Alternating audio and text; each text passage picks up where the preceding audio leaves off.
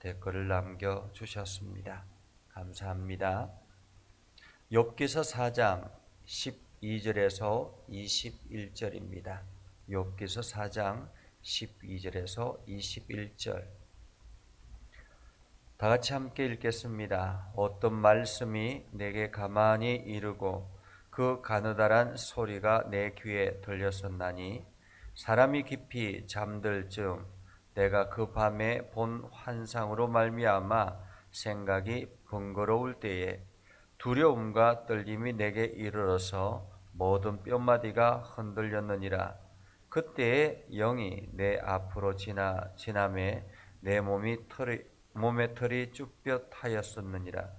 그 영이 서 있는데 나는 그 형상을 알아보지는 못하여도 오직 한 형상이 내 눈앞에 있었느니라. 그때에 내가 조용한 중에 한 목소리를 들으니 사람이 어찌 하나님보다 의롭겠느냐? 사람이 어찌 그 창조하신 이보다 깨끗하겠느냐? 하나님은 그의 종이라도 그대로 믿지 아니하시며 그의 천사라도 미련하다 하시나니 하물며 흙집에 살며 티끌로 털을 삼고 하루살이 앞에서라도 무너질 자이겠느냐? 아침과 저녁 사이에 부스러져 가루가 되며 영원히 사라지되 기억하는 자가 없으리라. 장막 물이 그들에게서 뽑히지 아니하겠느냐? 그들은 지혜가 없이 죽겠느냐? 아멘. 오늘도 하나님의 은혜가 여러분에게 가득하기를 바랍니다. 여러분들이 하는 모든 일들 가운데 주의 영광을 드러내는 복된 일들이 되기를 주님의 이름으로 축복합니다. 우리가 신앙생활하면서 늘 조심해야 될 것이 있다면 그것은 바로 하나님의 음성입니다.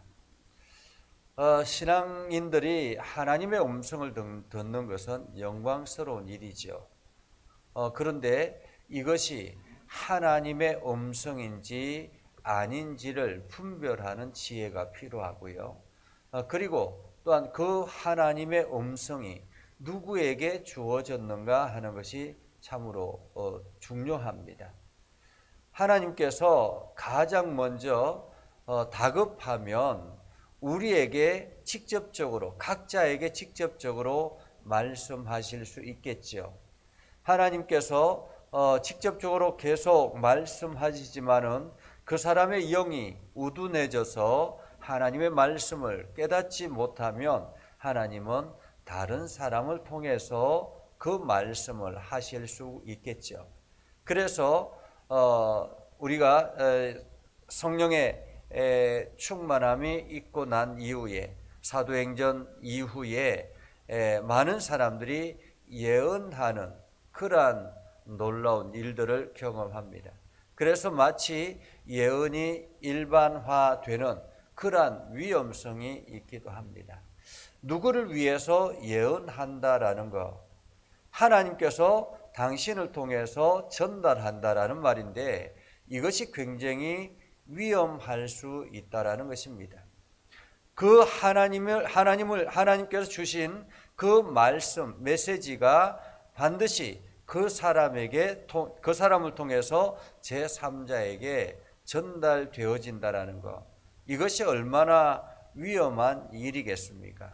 여기에는 수많은 사탄의 소리들도 있을 수 있고 또한 수많은 자기 내면의 소리들도 있을 수 있고 또 어떤 면에서는 자기가 예언인 것으로 하나님께서 나에게 주신 말씀으로 착각할 수도 있는데 이러한 예언의 분별의 영이 반드시 필요하다라고 말합니다.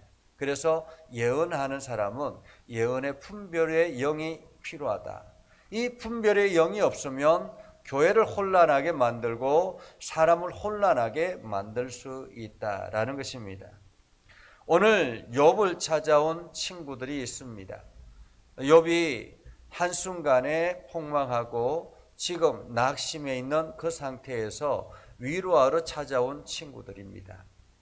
그들이 욥과 함께 7일 동안 함께 동거동락하며 아무 말도 하지 않았습니다. 그리고 7일이 되었을 때 욥이 비로소 입을 열었는데 그 입에서 나오는 말들이 자신을 저주하는 말이요, 자기 생일을 부정하는 말이요, 나중에는 급기야 죽고 싶다라는 이야기를 할 정도로 참으로 자기를 비관하는 이야기들이었습니다. 어쩌면 참으로 위험한 수위라고 말할 수 있습니다. 여기에서 뭔가 위로하고 또 격려하는 그러한 이야기가 필요할 수 있습니다. 때로는 우리가 신앙생활하다가 어려움을 겪게 되고 그래서 병원을 의탁하거나 여러 가지 낙심되는 일이 다가올 때가 있는데 그때 내 주변에 신앙인들이 찾아와서 우리를 위로하고 격려한다면 얼마나 큰 힘이 되겠습니까? 어쩌면 처음에 욥과 함께하고 있는 그 친구들이 큰 힘이 되었을 수 있습니다. 그래서 넋두리같이 자기의 말들을 쏟아낼 수 있었을 것입니다. 그래서 내 말을 조금 들어달라라는 한탄을 한다든지 그렇게 해서 조금이나마 자기 소리를 내서 속을 시원하게 할 수 있었을 것입니다. 그런데 그 말을 듣고 이 엘리바스라는 사람이 나서서 이야기를 하죠. 욥에게 이야기를 합니다. 너의 사람이 죄 때문에 이러한 환난을 당한다. 그러니 너가 아무리 그한다 할지라도 너 자신을 한번 돌아보아라 라는 말이었습니다. 물론 이 이야기는 어쩌면은 다시 한 번 더 우리 신앙을 점검하라는 의미에서 굉장히 중요한 일이죠. 그런데 오늘 엘리바스가 하는 이야기가 죄 없이 망한 자가 누구인가, 정직한 자가 끊어짐이 어디 있는가 라고 말하면서 내가 보건대 악을 밭갈고 독을 뿌리는 자는 그대로 거두나니 뿌린 대로 거둔다 라는 말이었습니다. 이것은 일반적인 사회적인 사람들의 누구나가 가지는 이야기 생각들입니다. 어쩌면은 엘리바스도 이러한 사고, 인과응보의 사고가 그의 머릿속에 늘 자리 잡고 있었던 것 같습니다. 거기에 이 엘리바스는 한술 더 떠서 이 자기의 말이 신빙성이 있다라고 이야기를 하기 위해서 오늘 말씀을 이야기하기 시작합니다. 자, 오늘 엘리바스가 이렇게 이야기하죠. 어떤 말씀이 내게 가만히 이르고 그 가느다란 소리가 내 귀에 들렸었나니. 이 말은 내가 가만히 있는데 어떤 말씀이 나에게 찾아와서 내 귀에 말하였다라는 말입니다. 말하였다. 그리고 난 다음에 그 이야기가 그 경험을 통해서 13절, 14절에 보면 사람이 깊이 잠들 즈음 내가 그 밤에 본 환상으로 말미암아 생각이 번거로울 때에 두려움과 떨림이 내게 이르러서 모든 뼈마디가 흔들렸느니라. 그때에 영이 내 앞으로 지나가매 내 몸이 털이 쭈삣하였느니라.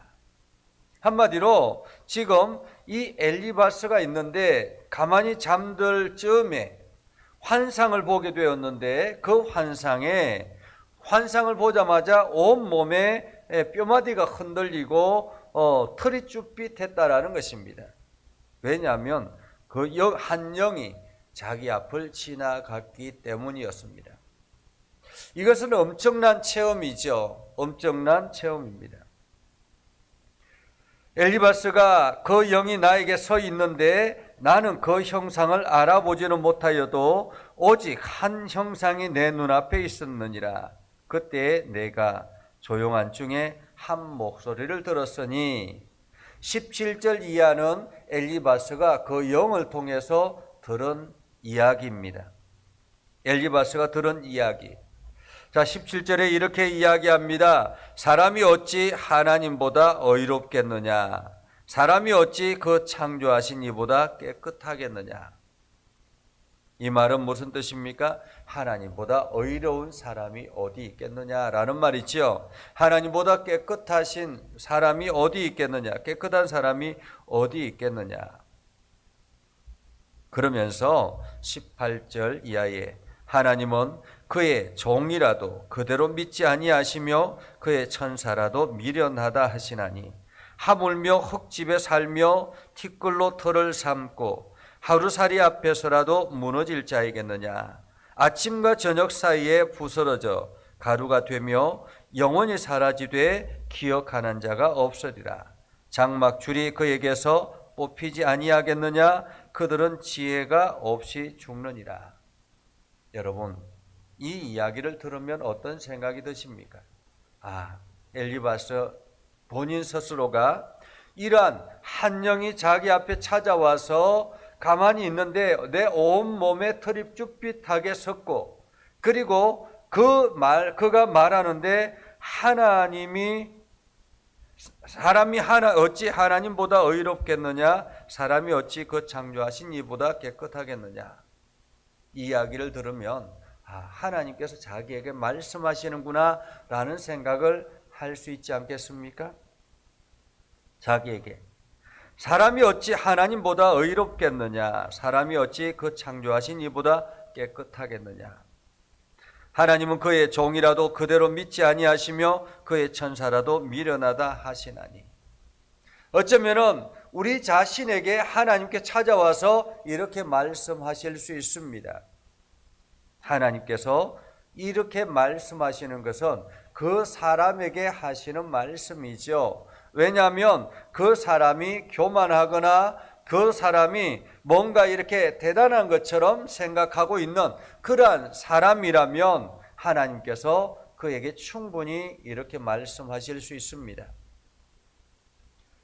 자, 여러분이 여러 명의 직원들이 있다라고 생각해 보십시오. 한번 가정해 보십시오.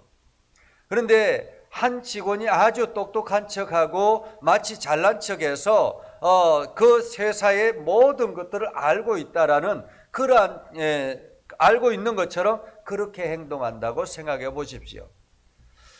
여러분이 만약에 대표라면 모든 사람 앞에서 그 사람을 책망하는 것보다는 조용히 찾아가서 이야기하는 것이 좋지 않겠습니까? 조용히 찾아가서 너가 그렇게 우리 회사 이 전체를 알고 있는 것처럼 그렇게 행동하는데 그렇게 생각하지 마. 내가 너보다 훨씬 더 많이 이 회사를 걱정하고 내가 너보다 훨씬 더 많이 이 회사를 미래를 고민하고 있어 라고 이야기할 수 있지 않겠습니까? 내가 너보다 훨씬 더 이 회사를 위해서 염려하고 있다라고 말할 수 있지 않겠습니까? 어쩌면은 엘리바스에게 주시는 이 메시지가 하나님께서 엘리바스에게 주시는 메시지라면 그것은 바로 엘리바스에게 국한되는 메시지라는 것입니다. 이것을 마치 일반화시켜서 모든 이들에게 동일하게 주어지는 메시지로 받아들이면 곤란하다라는 것입니다. 왜 이것이 곤란한가를 말씀을 우리는 한번 오늘 말씀을 통해서 집중해서 살펴보려고 합니다. 자, 먼저는 사람이 어찌 하나님보다 의롭고 사람이 어찌 창조하신 이보다 깨끗하냐, 이것은 사실이죠. 그렇죠? 이것이 사실입니다. 이것은 보편적인 누구에게나 주어지는 메시지입니다. 그런데 만약 그 이하에 주어지는 메시지가 중요하죠. 18절에 보면 하나님은 그의 종이라도 그대로 믿지 아니하시며 그의 천사라도 미련하다 하시나니. 물론 하나님께서 지금 교만하고 또 가정이 여기고 하는 이러한 사람들에게는 이런 메시지를 할 수 있죠. 그러나 지금 이것이 욥에게 해당되는 메시지인가라는 것입니다. 여러분, 천상회의를 잘 보았죠. 두 번의 천상회의를 통해서 하나님께서 욥을 향한 기대는 어떠했습니까? 완벽했습니다. 우리 욥과 같은 이가 어디 있느냐 한번 가보아라 라고 할 정도로, 자랑할 정도로 하나님은 욥을 향해서 기대감을 가지고 있습니다. 그런데 오늘 이 메시지를 전하는 이 영은 어느 종이라도 하나님께서 그대로 믿지 않는다라는 것입니다. 아무도 믿지 않는다라는 말이지요. 아무도 믿지 않는다. 하나님의 그 종들이라도 천사들이라도 믿지 아니하시는데 하물며 흙집에 살며 티끌로 틀을 삼고 하루살이 앞에서라도 무너질 자이겠느냐라는 말입니다. 이 메시지는 교만한 사람들에게는 충분히 이렇게 말할 수 있겠죠. 그런데 이 의미를 보면 인생은 무가치하다라는 생각이 들 수 있지 않겠습니까? 하물며 흙집에 살며 티끌로 틀을 삼고 하루살이 앞에서라도 무너질 자, 아침과 저녁 사이에 부스러져 가루가 되며 영원히 사라지되 기억하는 자가 없다라고 말합니다. 그들은 지혜가 없이 죽느니라. 어쩌면 이것은 하나님을 알지 못하는 사람들, 하나님의 말씀 앞에 서 있지 않는 사람들, 이들에게는 이러한 메시지가 충분히 가능할 수 있겠죠. 그리고 본인 스스로가 하나님을 믿지 않았다면 이러한 메시지는 충분히 가능하겠죠. 그런데 만약에 이것이 사실이라면 하나님께서 끊임없이 이스라엘 백성들을 붙들고 있겠습니까? 그리고 이것이 사실이라면 하나님께서 당신의 아들을 끝까지 우리를 위해서 내어놓을 수 있겠습니까? 그런데도 그런데도 이 메시지 17절부터 21절을 보면 17절의 메시지가 아주 커서 하나님보다 의로운 자가 어디 있겠느냐라는 이 메시지 안에 조용히 18절, 19절, 20절, 21절을 집어넣으면서 인간은 무익한 존재야 나는 아무런 가치 없는 존재야 라는 생각을 집어넣고 있다라는 사실입니다. 자, 그렇다면 이것이 누구에 의해서 주어지는 메시지이겠습니까? 우리가 꿈에서 보았다, 꿈에서 들었다, 내가 기도하는 중에 들었다라고 이야기하는데 그 기도하는 중에 수도 없이 많은 생각들이 왔다 갔다 할 수 있습니다. 그 속에는 하나님의 메시지도 주어질 수 있지만은 사탄도 그 속에 들어와서 메시지를 집어넣을 수 있다라는 사실입니다. 오늘 사탄의 목적은 무엇입니까? 욥을 무너뜨리는 것입니다. 욥을 무너뜨리기 위해서 주변 사람들을 동원할 수 있고 그 주변 사람들에게 얼마든지 사탄의 생각을 집어넣을 수 있다는 사실입니다. 만약에 하나님께서 엘리바스에게 주어지는 메시지였다면 엘리바스가 지극히 교만했거나 그래서 마치 하나님보다 더 높다라고 생각하는 그러한 생각을 가지고 있었기 때문에 엘리바스에게 주어지는 메시지일 수 있죠. 너라는 존재는 이렇게 티끌 같은 존재야 라고 말할 수 있겠죠.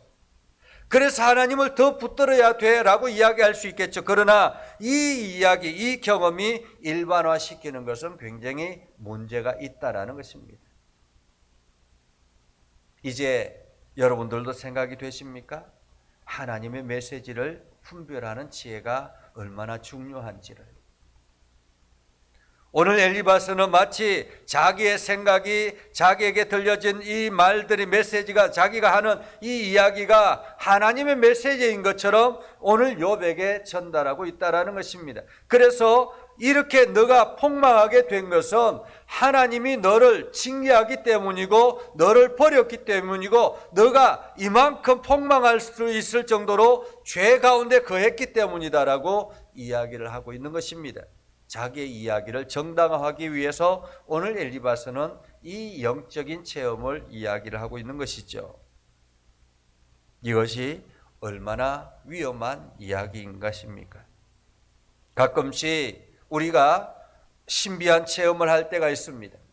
영적인 메시지를 들을 때가 있습니다. 그때에 그 영적인 메시지가 나 자신을 분별하고 해석하고 이것이 하나님의 메시지인가를 고민하고 하지 아니하고 마치 하나님께서 나에게 주신 메시지다라고 확신하고 사람들에게 하나님이 가라사대 이렇게 이야기를 한다는 것은 굉장히 위험한 일이라는 사실입니다. 그래서 우리가 하나님께서 나에게 꿈으로라든지 혹은 어떤 환상으로라든지 메시지를 주셨다면 그 메시지를 붙들고 깊이 기도하고 말씀을 대면하고 말씀을 대하고 그리고 그 말씀과 비교해서 하나님께서 원하신 하나님이 기뻐하시는 길인가를 우리는 묵상하는 시간들이 필요합니다. 그래서 우리가 더욱더 하나님의 사람으로 한 걸음 한 걸음 성숙되어져 가는 것이죠. 오늘 우리는 영적인 경험을 하며 살아가는 영적인 사람들입니다. 이 영적인 사람이기 때문에 더 하나님을 분별하는 하나님의 메시지를 분별하는 지혜가 필요합니다. 오늘도 여러분들이 성령의 음성을 듣고 그 음성에 순종하기 위해서는 이 성령의 음성, 영적인 분별력이 있게 해달라고 기도해야 합니다. 오늘도 나에게 주시는 메시지가 하나님의 메시지인지 사탄의 음성인지를 분별할 수 있는 지혜, 이것이 나의 생각인지 하나님의 생각인지를 분별할 수 있는 지혜, 이러한 지혜가 있게 해달라고 기도해서 여러분들이 날마다 영적인 건강함을 유지하는 복된 삶을 살아갈 수 있기를 주님의 이름으로 축복합니다. 기도하겠습니다. 거룩하신 아버지 하나님, 은혜를 감사합니다. 오늘도 하나님의 말씀을 붙들고 나아가는 우리의 삶 가운데 함께 하시고 하나님께서 저희들에게 영적인 분별력을 허락하여 주셔서 날마다 하나님의 선한 뜻을 깨달아는 지혜가 있게 하여 주시옵소서. 악한 사단이 끊임없이 우리의 마음을 흔들다 할지라도 우리가 그곳에 넘어가지 않게 하시고 오늘도 주님의 말씀 붙들고 담대하게 나아가게 하옵소서. 우리 예전교회를 긍휼히 여겨주시고 예전교회에 더욱더 힘을 다해 주시고 특별히 교회를 위해서 기도하는 우리 장로님들과 온 한종직들과 온 성도들을 기억하여 주시옵소서. 하나님께서 우리 장로님들에게 영적인 지혜와 분별력을 허락하여 주셔서 날마다 하나님의 선한 뜻을 깨달아 알게 해주시고 이것을 통해서 교회가 더욱더 건강해져 나가게 하옵소서. 하나님의 은혜와 사랑이 넘쳐나게 하시고 하나님의 복이 가득하게 하여 주옵소서. 날마다 새 힘을 얻게 해주시고 하나님의 선한 뜻을 깨달아 알아서 하나님께 영광을 돌리는 복된 삶이 되게 하옵소서. 오늘도 우리 가운데 함께 하시고 하나님의 은혜가 넘쳐나게 하시고 육신의 연약한 이들을 어루만져 주셔서 치료하여 주시고 날마다 힘이 있게 하여 주시옵소서. 예수님의 이름으로 기도드리옵나이다. 아멘. 이제는 우리 구주 예수 그리스도의 은혜와 하나님 아버지 극진하신 사랑과 성령님의 감화 감동 역사 위로 교통하시며 은혜가 주의 말씀 가운데 있는 믿음의 백성들 위해 하는 모든 일들 위해 영원토록 함께 하옵시기를 간절히 축원하옵나이다. 아멘.